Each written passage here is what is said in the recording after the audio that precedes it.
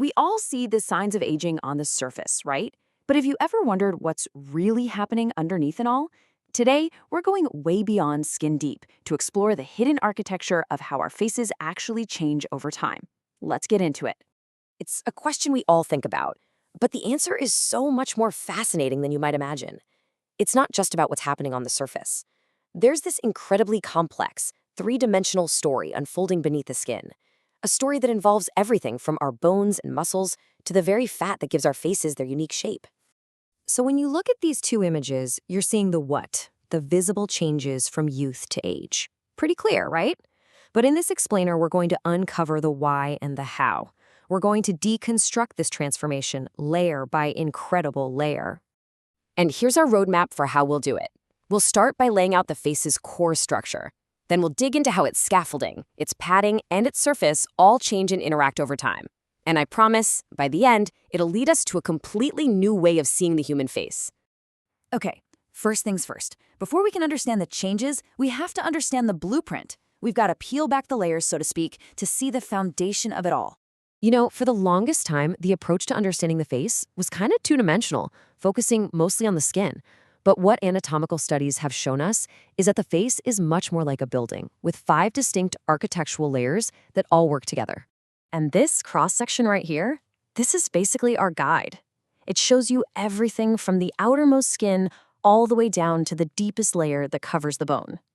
And trust me, understanding these 5 layers is the absolute key to unlocking everything else. So let's break them down from the outside in. We start with the skin, obviously. Right underneath that is the subcutaneous layer, which is where the fat lives. Layer 3 is the really crucial one, the musculoaponeurotic system, or SMAS. Below that, in layer 4, we find the retaining ligaments. And finally, layer 5, the deepest one that sits right on the bone. Let's just zoom in on layer 3 for a second, the SMAS. This isn't just some simple layer of tissue. It's a whole complex network. Think of it like the wiring that connects our facial muscles to the skin. It's literally what allows us to smile, frown, and make all our facial expressions.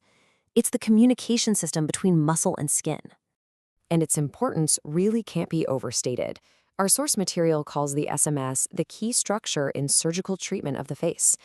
Honestly, figuring out its role was a total game changer because it fundamentally shifted how we could address the deeper causes of aging.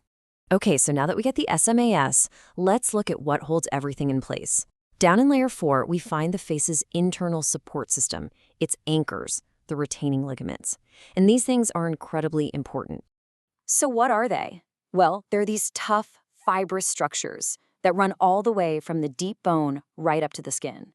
Their job is to anchor all the soft tissues and fight that constant downward pull of gravity. As we get older, this entire support system can start to loosen up, and that's a huge reason why we see drooping and sagging in the face. So we've got the layers and we've got the anchors, but what are they all anchored to? To answer that, we have to go even deeper, to the very foundation of the face itself, the bones. The cranial skeleton, our skull, is the fundamental scaffolding for everything. It provides the entire 3-dimensional contour of our face. Every other layer we've just talked about, it all rests on this bony foundation. And you can imagine if the foundation changes, the entire structure on top of it is going to change too. And here is the crucial point, the part that blows most people's minds. That scaffolding isn't static, not at all. We tend to think of our bones as permanent, but our facial bones are constantly in a state of resorption and remodeling. Over time, we actually lose bone volume. That means the very support system for our entire face begins to shrink and pull back. This loss of foundation is pretty much the first domino to fall. Okay, so we've covered the hard foundation of bone. Now let's move up to the soft cushions of the face, the fat. And as it turns out, the story of facial fat is way more complex than you might think. In a young face, that fat gives you those beautiful, smooth, convex curves, The transitions between different areas are seamless. But as a face ages, changes in the volume and the position of that fat create these more abrupt contours. And that's what leads to shadows and hollows. And here's the key thing to get. Facial fat isn't just one big blob. It's actually divided into these distinct compartments or pads, some superficial and some deep. Over time, 2 things happen. These pads both shrink, they atrophy, and they shift downward, pulled by gravity, on a foundation that's getting smaller. held less tightly by those ligaments we just talked about.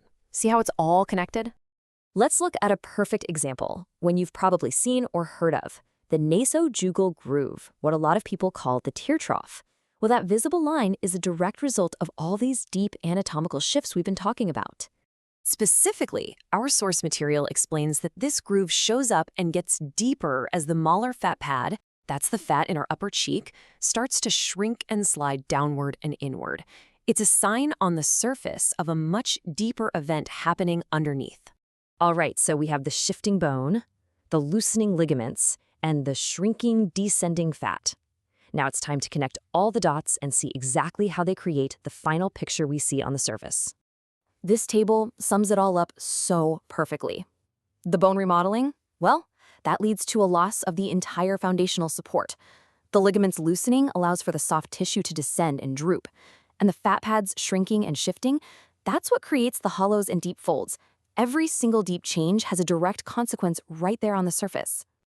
So after peeling back all those layers and seeing how everything connects, we're left with a completely new perspective, a new way of understanding what a face really is. Here is the key takeaway from all of this. Aging isn't just about skin. The lines and folds that we see are simply the end results, the final markers of a deep, complex, and totally interconnected process. It's the entire architecture of the face changing, from the very foundation all the way up. So the next time you look at a face, your own or anyone else's, you won't just see the surface. You'll see the scaffolding of the bone, the anchors of the ligaments, and the shifting cushions of fat underneath. It's a whole new way of seeing, isn't it? Thanks for joining me for this explainer.